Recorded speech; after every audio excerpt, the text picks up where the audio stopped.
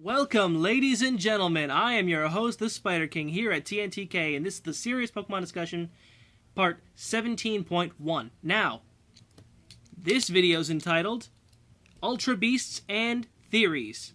It's got a good ring to it, I guess. Now, get myself set up. Good. That was better. Yeah, so Ultra Beasts.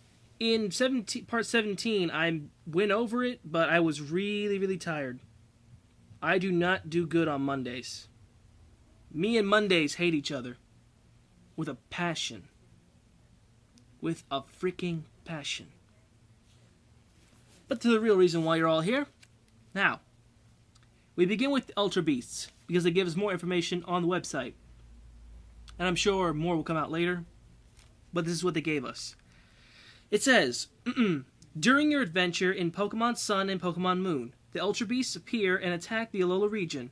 UB1 was recently revealed, and now there are two more, UB2 Absorption and UB2 Beauty. Their numbers and purposes are not known, but it does look like there may be additional Ultra Beasts beyond UB1 and UB2. Nice.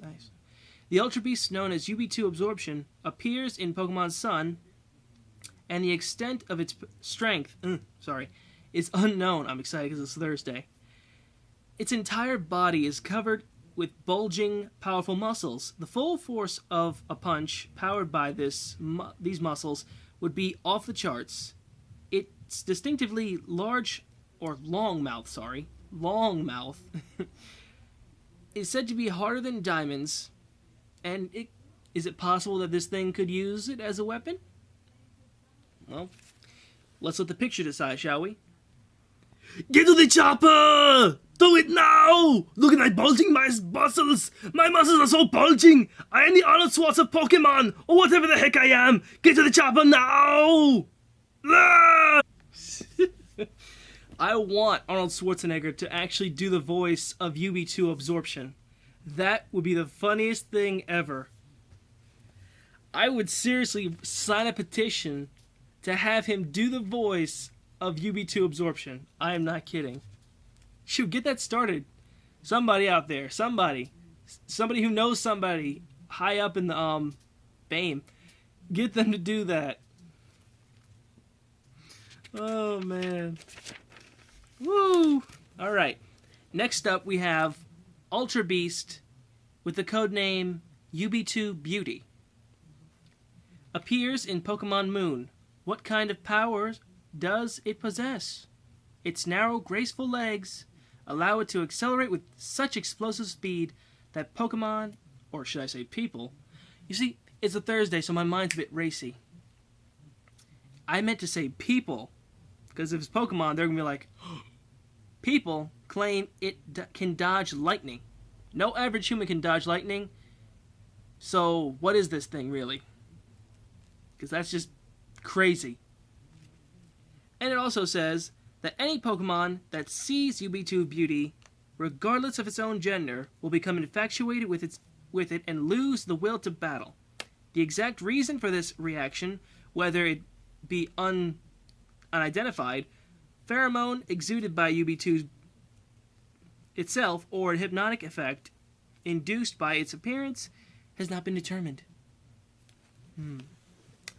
Let's take a look at that, shall we? Absolutely gorgeous. Someone should get this Pokemon or thing on Vogue. If it came down to a Pokemon contest, UB2 Beauty would win. Hands down would win. Would even try.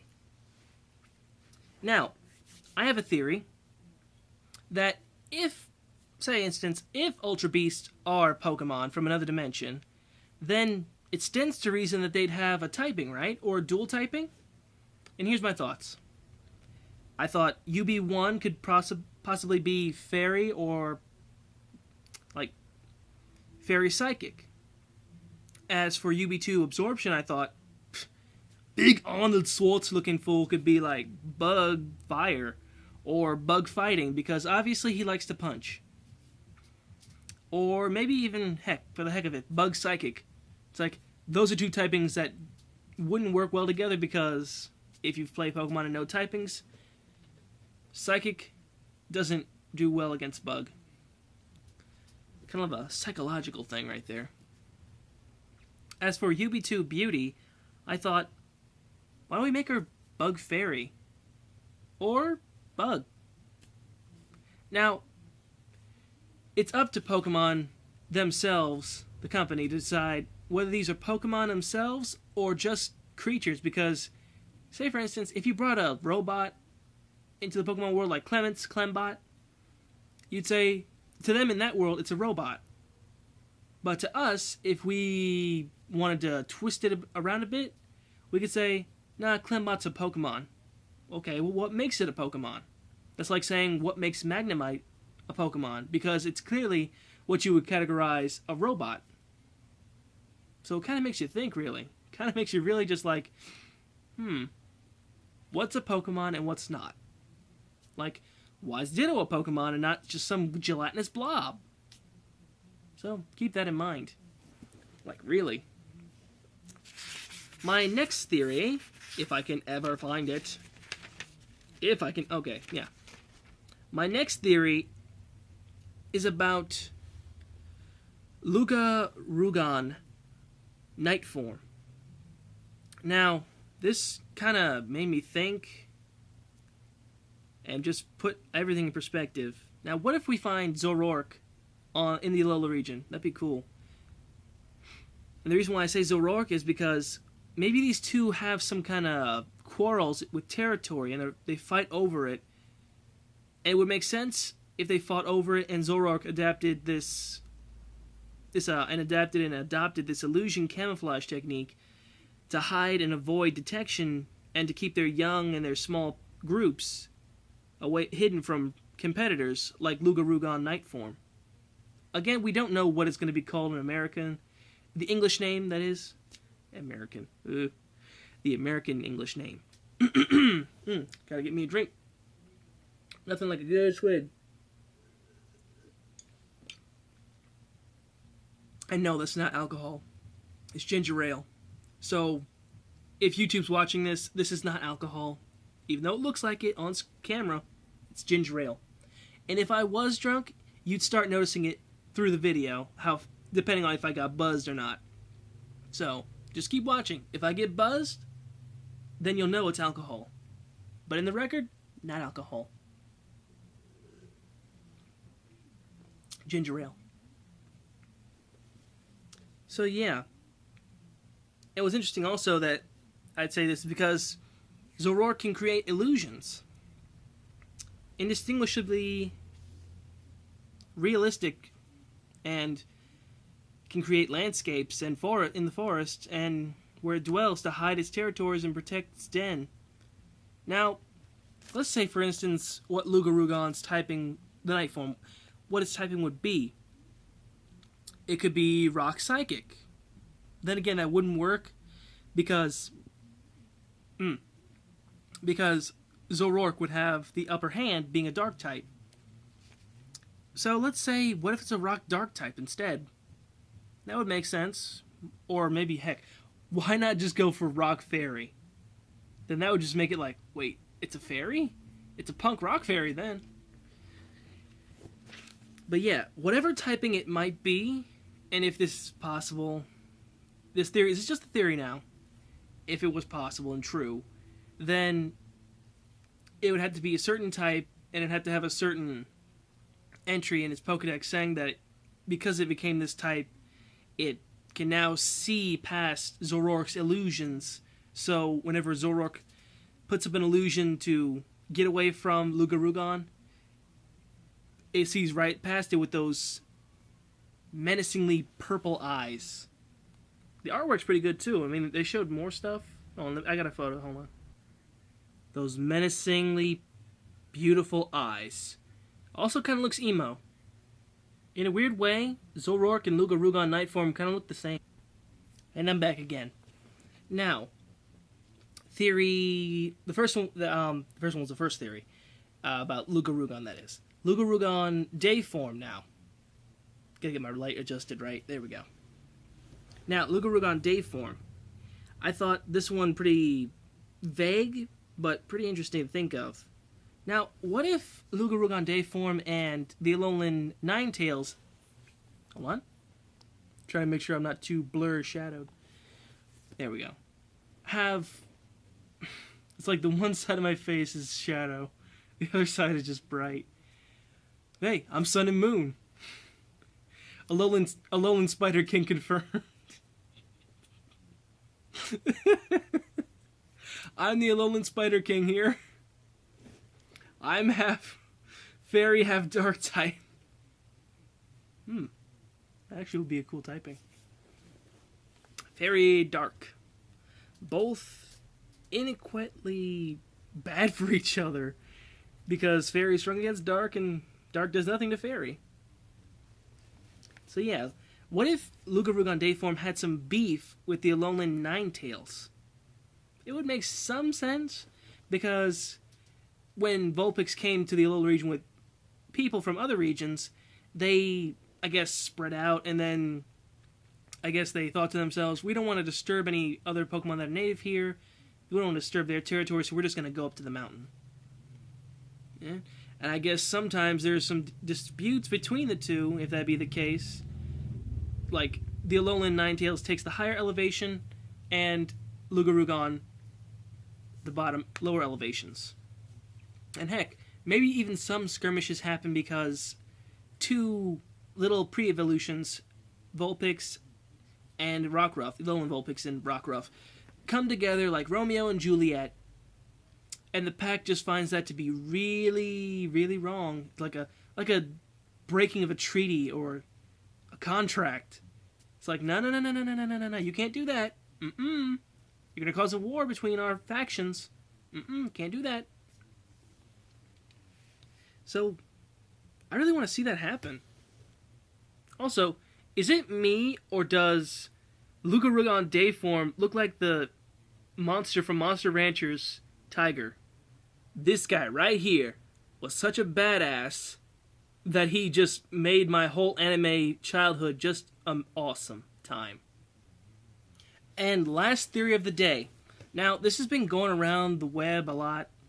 I just said to myself, you know what? I might as well talk about it because people are talking about it. And I already talked about it a while back. About how Gladian, Lily, and Lucamine all looked like they could be related. And I thought, this has to be talked about. So I thought, okay, what if UB2 Absorption is Gladian's counterpart, whereas Lily's is UB1, and Lucamine is UB2 Beauty? Makes sense. But then I got really deep into thinking, well, this makes sense for Gladian to have his counterpart be Absorption because, well, let's face it.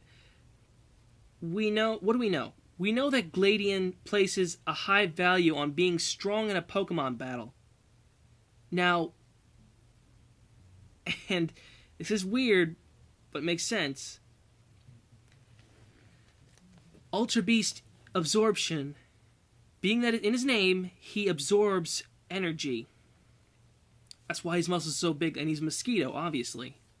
Now, what if there's a weak flaw in UB2 Absorption's design, in the fact that, well, I think a good example would be Gossamer from Looney Tunes. Every time he swung, or no, Lunatics, from that, if you've ever seen the episode, it's where Gossamer starts attacking and swinging, and every time he does, he loses energy and he becomes smaller and smaller. So I thought, yeah, it's a good comparison right there, because what if this is the same for UB2 Absorption, sorry. Yeah, it would make some sense. Like, the more he gets hurt, the more bulging muscles he gets.